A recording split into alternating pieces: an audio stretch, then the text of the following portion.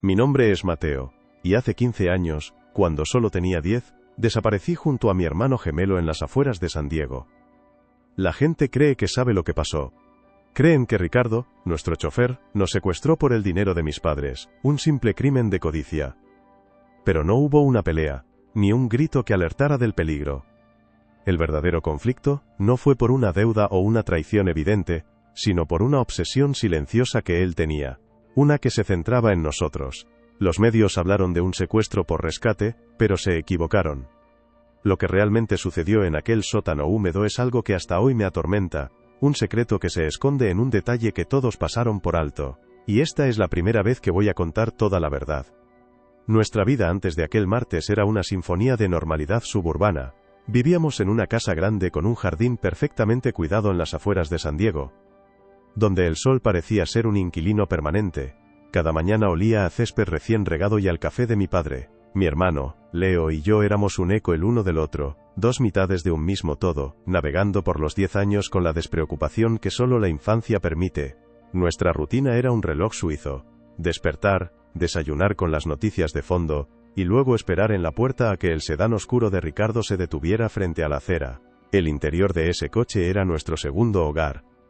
El olor a ambientador de pino se mezclaba con el dulzor de los caramelos de menta que siempre nos ofrecía, y su voz grave, contando chistes que nunca entendíamos del todo pero que nos hacían reír, era la banda sonora de nuestros trayectos.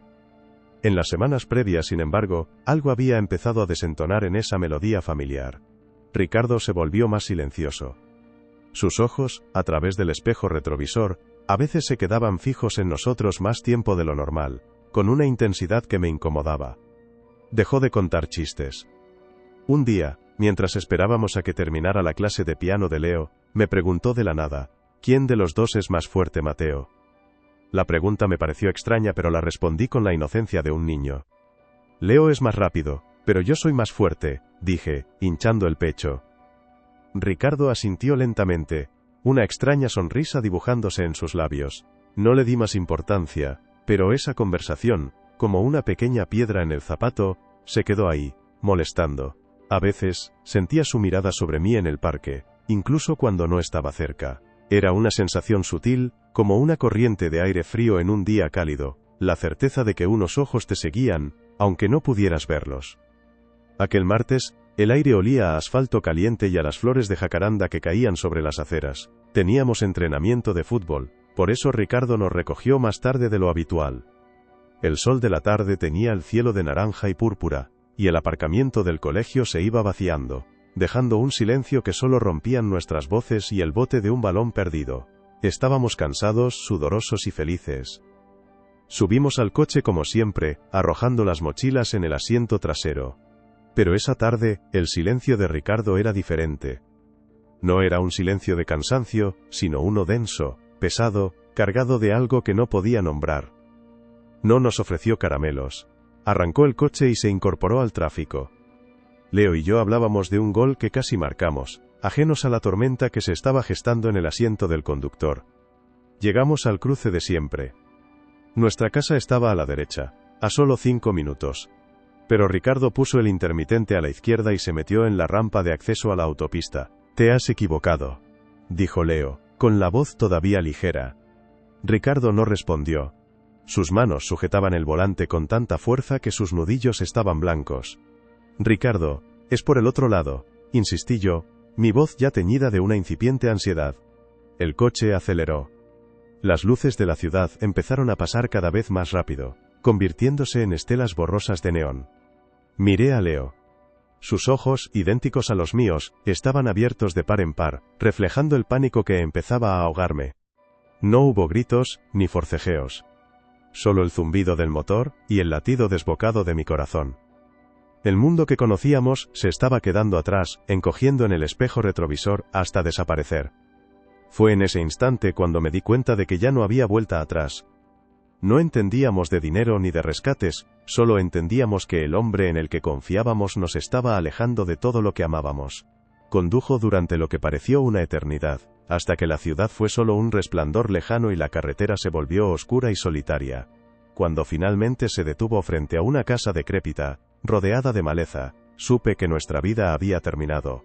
Pero el verdadero terror no fue la casa, ni la oscuridad, fue la calma con la que se giró hacia nosotros. Su voz, cuando habló, era suave, casi un susurro. «Bajad del coche», dijo, y entonces, antes de que pudiéramos reaccionar, se inclinó hacia atrás, abrió la mochila de Leo, y sacó su inhalador para el asma. Lo miró un instante, como si fuera un trofeo, y se lo guardó en el bolsillo de la chaqueta. Leo no había tenido un ataque en años, ni siquiera lo necesitaba, y en ese gesto, en esa elección deliberada y sin sentido, comprendí que esto no tenía nada que ver con el dinero de mis padres, esto era algo personal. Solo años después, cuando la vida había intentado torpemente remendar sus costuras rotas, tuve el valor de enfrentarme a lo que el mundo supo de nosotros mientras estuvimos desaparecidos.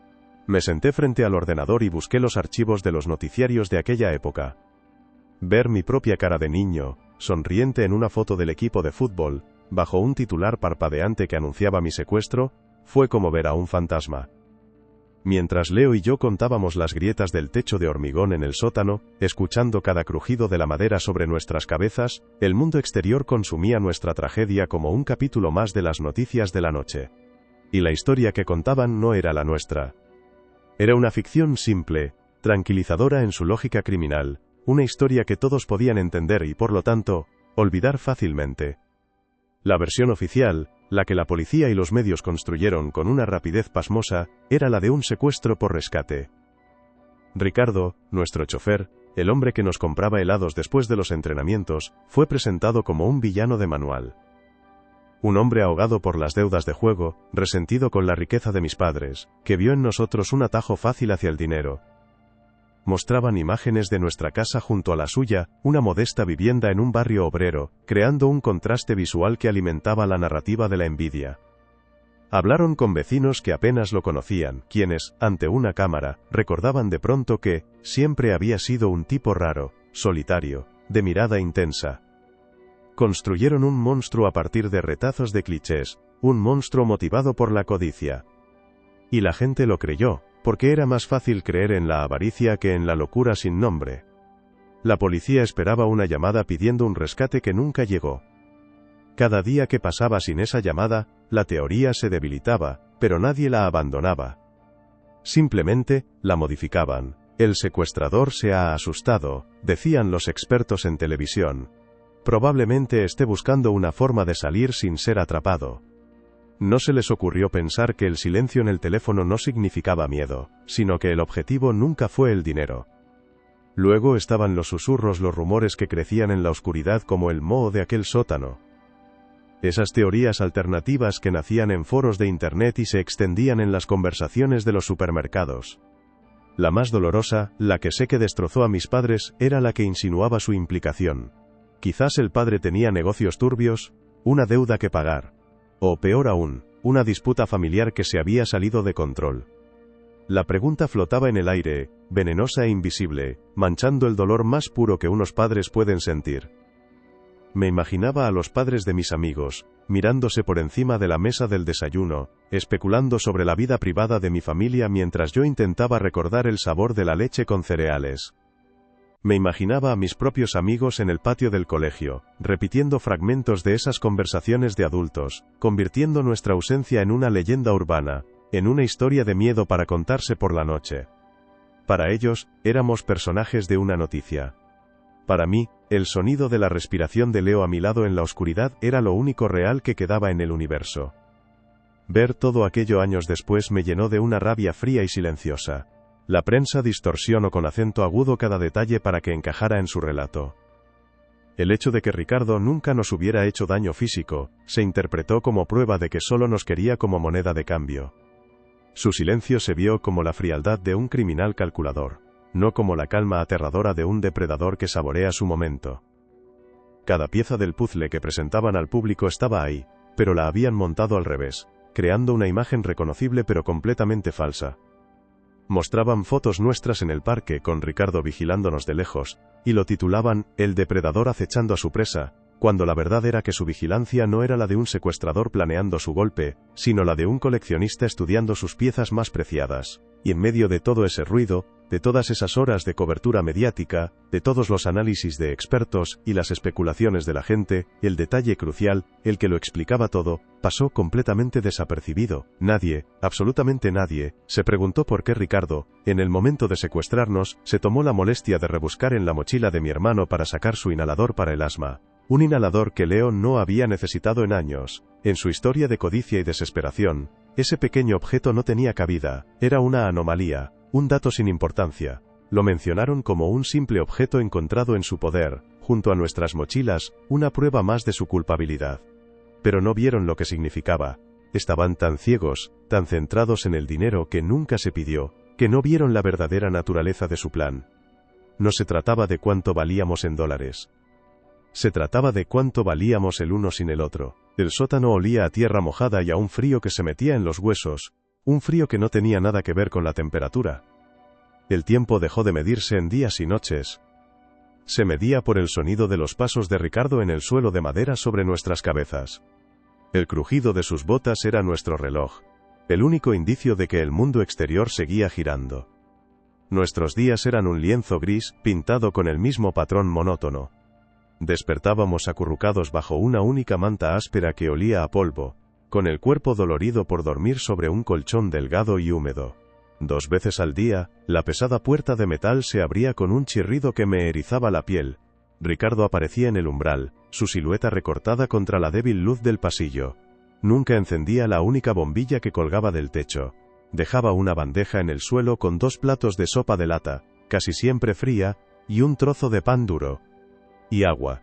Agua en vasos de plástico que tenía un sabor metálico, como si la sacara de una tubería oxidada. No hablaba. Sus visitas eran transacciones silenciosas. Dejaba la comida, recogía la bandeja del día anterior y se iba. El sonido del cerrojo al cerrarse era el punto final de cada frase no dicha. A veces, sin embargo, se quedaba un momento más de lo necesario, de pie, observándonos comer.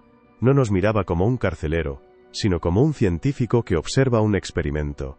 Sus ojos pasaban de Leo a mí, y de mí a Leo, con una intensidad analítica que me helaba la sangre. En esos momentos, yo dejaba de masticar, sintiendo el trozo de pan atascado en mi garganta. Leo, en cambio, bajaba la cabeza y comía más rápido, como si quisiera desaparecer.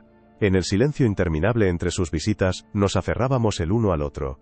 Susurrábamos historias de nuestra vida anterior, describiendo nuestro cuarto, el sabor de las galletas de mamá, la sensación del sol en la cara. Lo hacíamos para no olvidar. Jugábamos a veo, con las manchas de humedad de la pared de hormigón. Veo una cosa de color gris. Y nos reíamos en voz baja, una risa frágil que se rompía contra el silencio. Habíamos hecho un pacto. No lloraríamos delante de él. Seríamos fuertes. Yo era el mayor, por 3 minutos, y sentía el peso de esa responsabilidad como una piedra en el pecho. Cuando a Leo le temblaba el labio, yo le apretaba la mano con fuerza bajo la manta, transmitiéndole el único valor que me quedaba. El punto de inflexión no fue un grito, ni un golpe, fue una frase. Habían pasado no sé cuántos ciclos de sopa fría y pan duro, quizás una semana, quizás 2. Una tarde, la puerta se abrió fuera de horario. No traía comida. Entró y se detuvo a un par de metros de nosotros. La luz del pasillo era más tenue de lo habitual, casi crepuscular. Se quedó mirándome fijamente, ignorando a Leo, que se había encogido a mi lado. El silencio se estiró hasta que pensé que se rompería. Entonces, habló. Su voz, después de tanto tiempo, sonó extraña, como un instrumento desafinado. Leo, dijo, con una calma espeluznante. Sus ojos no se apartaban de los míos. El corazón me dio un vuelco. Yo soy Mateo, susurré, casi sin aliento. Él es Leo. Señalé a mi hermano con un leve movimiento de cabeza. Ricardo sonrió. Fue la primera vez que le vi sonreír desde que nos metió en el coche, y fue la cosa más terrorífica que había visto en mi vida. No era una sonrisa de alegría, ni siquiera de maldad, era una sonrisa de satisfacción, como la de alguien que acaba de resolver un complejo acertijo. No importa, dijo, y su voz bajó a un susurro confidencial. Al final, solo uno de los dos era realmente necesario. Se dio la vuelta, salió, y cerró la puerta. El sonido del cerrojo fue como un disparo en la oscuridad. Aquellas palabras lo cambiaron todo. Destruyeron el único pilar que nos mantenía en pie, nosotros. El silencio que vino después ya no era nuestro refugio, sino una pared de cristal helado entre nosotros. Miré a Leo, y por primera vez en mi vida, no vi a mi reflejo, a mi otra mitad. Vi al otro. A la otra opción. El pánico me inundó con una pregunta venenosa. ¿Qué quería decir? ¿Necesario para qué? Y la más terrible de todas. ¿Cuál de nosotros? Sé que él pensó lo mismo, porque vi el terror reflejado en sus ojos. Un terror nuevo que no era solo hacia Ricardo sino también, una pequeña parte, hacia mí. Esa noche no dormimos juntos. Nos tumbamos cada uno en un extremo del colchón, dándonos la espalda, fingiendo dormir. La manta áspera parecía una frontera infranqueable. Escuchaba su respiración en la oscuridad, cada inhalación, cada exhalación, y me preguntaba si Ricardo también la estaba escuchando desde arriba. El sótano ya no era nuestra prisión compartida. Se había convertido en una arena. Y Ricardo desde arriba, nos había convertido en gladiadores. El enemigo ya no estaba solo al otro lado de la puerta. Se había metido dentro de nosotros, envenenando el aire que respirábamos, convirtiendo a mi hermano gemelo en mi competidor en un juego cuyas reglas y cuyo premio desconocía por completo. La semilla de veneno que Ricardo plantó floreció en la oscuridad. El silencio entre Leo y yo se volvió denso, una barrera tangible. Ya no susurrábamos historias. El pasado se había convertido en un lujo que no podíamos permitirnos. Ahora, cada crujido de las tablas del suelo sobre nosotros era un presagio. El juego había cambiado. Ricardo empezó a separarnos. Se llevaba a Leo escaleras arriba, a veces durante una hora, a veces durante lo que parecían días. La puerta de metal se cerraba, y yo me quedaba solo con el eco de sus pasos y el latido frenético de mi propio corazón. No sabía qué le decía, qué le hacía. Solo sabía que cuando Leo volvía, sus ojos me miraban con una mezcla de miedo y algo más, algo que se parecía a la desconfianza. Y luego era mi turno. Me sentaba frente a él en una cocina mugrienta, con la luz de una bombilla sucia parpadeando sobre nosotros. No me preguntaba por mis padres ni por el dinero. Me preguntaba por Leo. ¿Es valiente? ¿Llora cuando tú no le ves? ¿Quién de los dos se rendiría primero? Y yo respondía con monosílabos, con la garganta seca, sabiendo que cada palabra era una pieza en su tablero de ajedrez demencial. Estaba desmantelando nuestra unión, ladrillo a ladrillo, buscando la grieta por la que pudiera colarse y rompernos del todo. La libertad no llegó con un plan maestro, sino con un acto de pura desesperación animal. Fue durante una de mis estancias en la cocina. Mientras Ricardo me observaba con esa calma depredadora, mi mirada se fijó en un clavo oxidado que sobresalía de la pata de la mesa. Era pequeño, insignificante. Cuando me devolvió al sótano, antes de que el cerrojo sonara, logré agacharme y arrancarlo con un tirón que me despellejó los dedos. Lo escondí en el dobladillo de mi pantalón. Se convirtió en mi único secreto, mi única posesión. Durante días, cuando el silencio era absoluto y sentía la respiración de Leo al otro lado del colchón, rascaba el mortero alrededor de un pequeño ladrillo suelto cerca del suelo. Era un trabajo lento, agónico. Mis uñas se rompieron, mis dedos sangraban, pero el dolor era real, era mío, un ancla en la locura. No sabía qué conseguiría. Quizás solo un agujero a la nada, pero era una acción, un desafío a la quietud que nos estaba consumiendo. Una noche, el ladrillo cedió. Lo saqué con cuidado, y lo que vi al otro lado no fue tierra, sino el hueco de un respiradero que daba al exterior, cubierto por una rejilla metálica podrida por el óxido. No hubo un grito, no hubo una llamada de auxilio, solo un sonido. El sonido del inhalador de Leo, el que Ricardo había guardado como un trofeo, golpeando repetidamente contra la rejilla metálica. Se lo había quitado a Ricardo en un descuido, durante una de sus visitas, aprovechando que se había agachado para dejar la bandeja. Durante días, cada vez que oíamos un coche pasar o las voces lejanas de unos niños jugando, Leo se pegaba al agujero y golpeaba el pequeño cilindro de plástico contra el metal. Clank, clank, clank, un ritmo débil, casi imperceptible, un código Morse nacido de la desesperación. Yo vigilaba, escuchando los pasos de Ricardo arriba, listo para darle la señal de que parara. Éramos un equipo de nuevo, unidos no por el amor, sino por un instinto de supervivencia compartido. Y un día, el ritmo fue respondido. No por un sonido, sino por el silencio. El coche que pasaba se detuvo, oímos el motor apagarse, luego, nada. Un silencio expectante que duró una eternidad. El primer sonido fue un golpe seco en la puerta principal de la casa. Luego una voz, amplificada, distorsionada. «¡Policía! ¡Abra la puerta!». Arriba, oímos los pasos de Ricardo, rápidos, erráticos. Un golpe. Un grito ahogado. Y después, el caos. El sonido de la madera astillándose, de cristales rotos, de hombres gritando órdenes. Nos acurrucamos en la esquina más alejada, abrazados, el miedo a Ricardo y el miedo a lo desconocido, luchando por el control. La puerta de metal del sótano no se abrió, fue demolida. La luz del día entró como una explosión, cegadora, dolorosa. Figuras oscuras con cascos y chalecos antibalas llenaron el umbral. Por un instante, pensé que eran monstruos peores que el que conocíamos. Uno de ellos se quitó el casco, se arrodilló, y nos habló con una voz sorprendentemente suave. Mateo, Leo, estáis a salvo. Nos envolvieron en mantas que olían a limpio, un olor tan extraño y abrumador, que me hizo llorar. Nos sacaron en brazos al exterior. El aire fresco me quemó los pulmones, el sol me hirió los ojos, todo era demasiado. Demasiado color, demasiado ruido, demasiada gente. Y entonces los vi. Mis padres, de pie detrás de una cinta amarilla de la policía, sus rostros desfigurados por una emoción que era una mezcla de agonía y un alivio tan profundo que parecía doloroso. El grito de mi madre al vernos no fue una palabra, fue el sonido de un alma que se rompe y se recompone en el mismo instante. Corrieron hacia nosotros, rompiendo el cordón policial.